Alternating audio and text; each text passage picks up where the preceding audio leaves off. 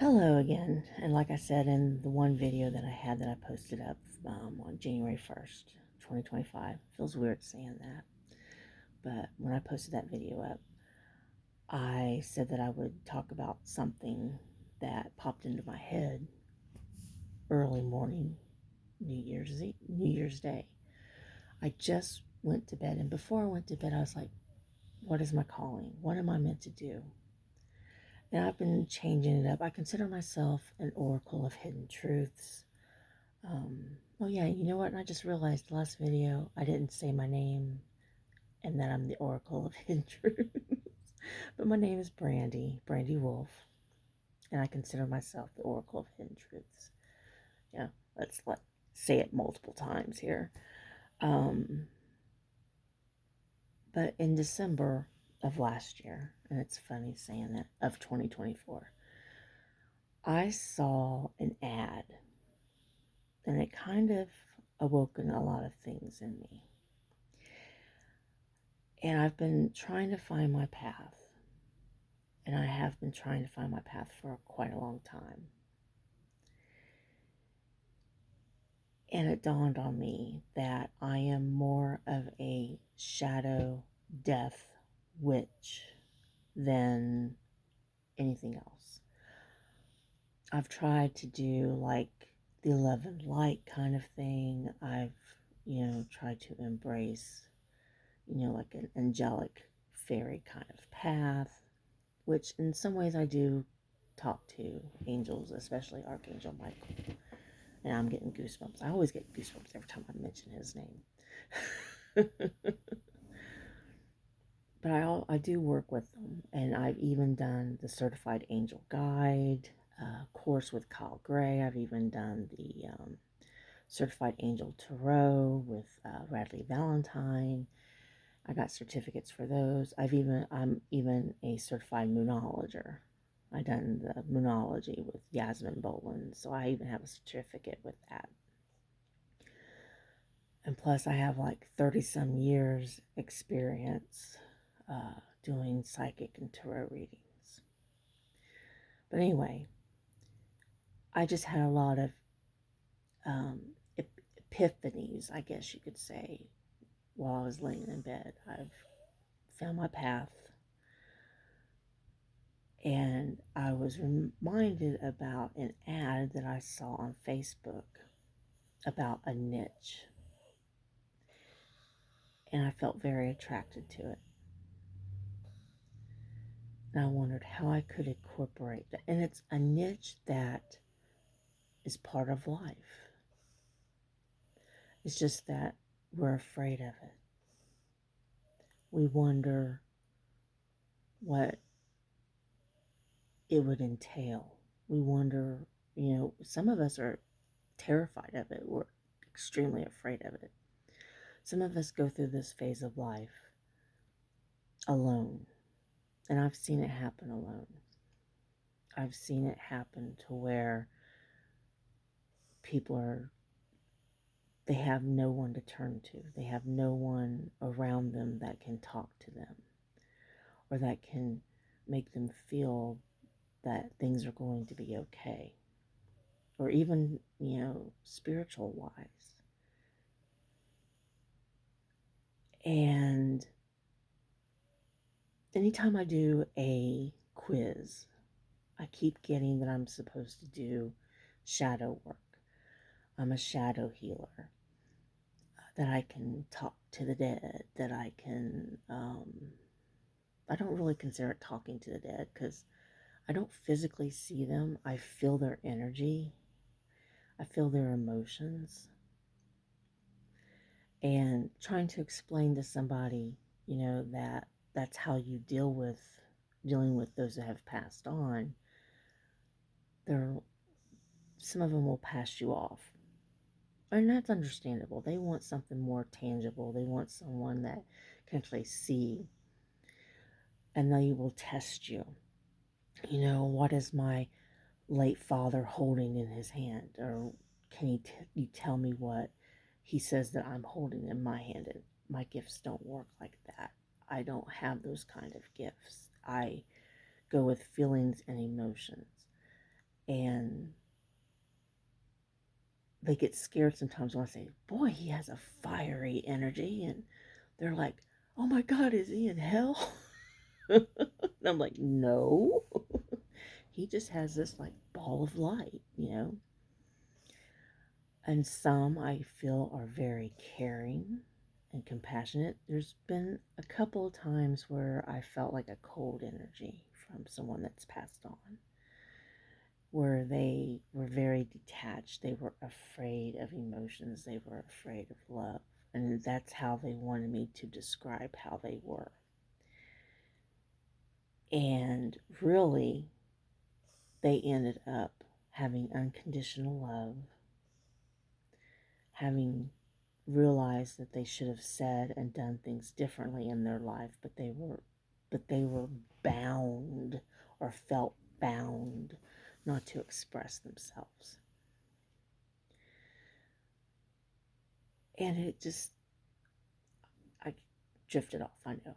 But the niche that I'm interested in, I'm working on making a plan for it. So I'm working on a pricing structure as well for it. And I know it's unique in my opinion. In some ways, this is unique. And it's something that I have gotten a lot of questions about um, from family members mostly that have lost a loved one.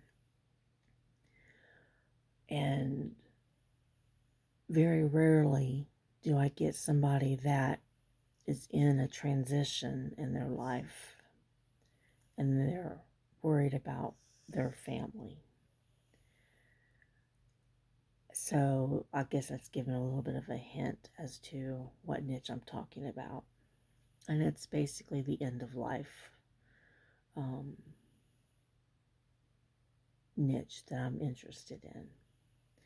You know, shadow work, death. I want to be a shadow and death guide. I not only want to help the family members that are losing their loved one or have lost their loved one and want messages from their loved one, but I also want to help the individual as well that's going through the process,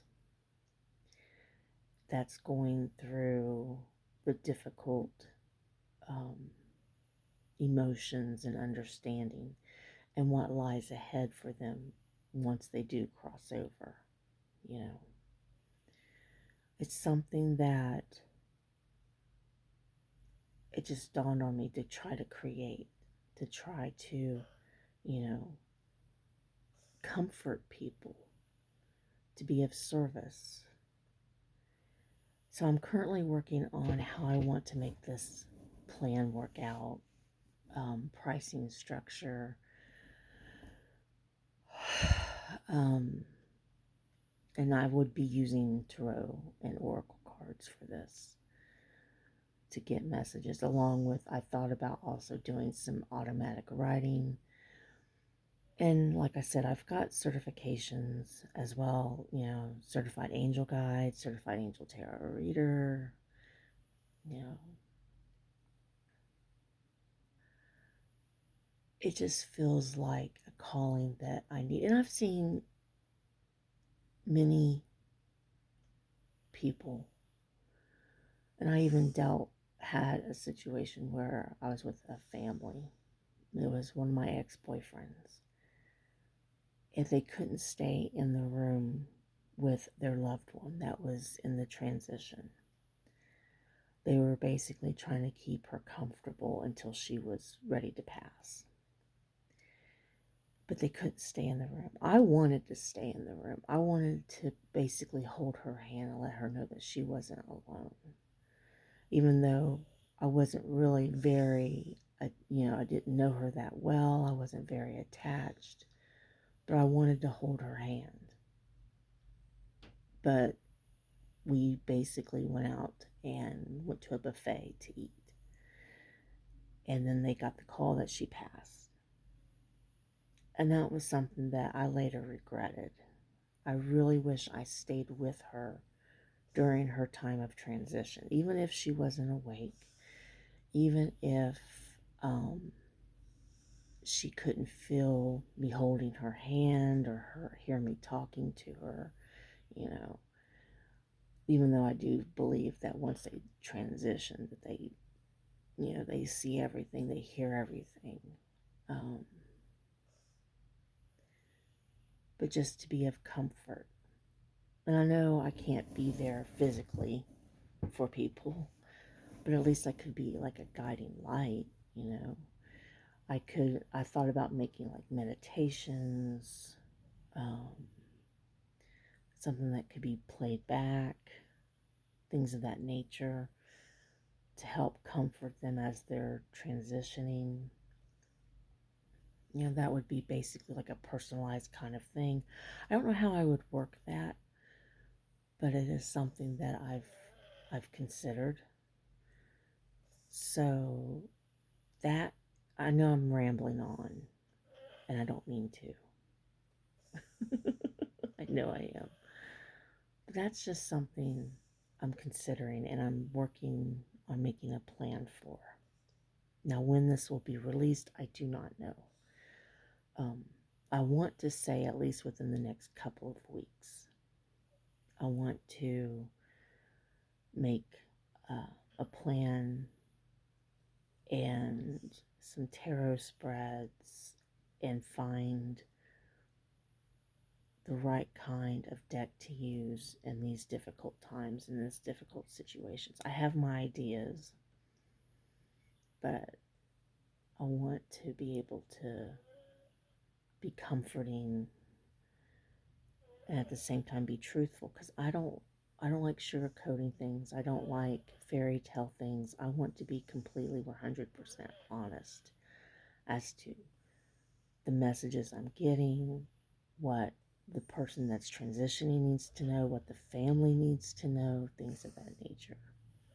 So that is something I am currently working on and making a plan for. And once I do have that plan set up, I will work on my website as well to make it known too. Okay? So I just wanted you to be on the lookout for that. I will still be doing my, usual stuff. My psychic tarot readings, I will still be helping clients with their love and relationships, with their path, with their, spiritual guidance, things of that nature. But I'm feeling very drawn to this niche of being a shadow and death guide. So we'll see. So enjoy the new year and blessings to you.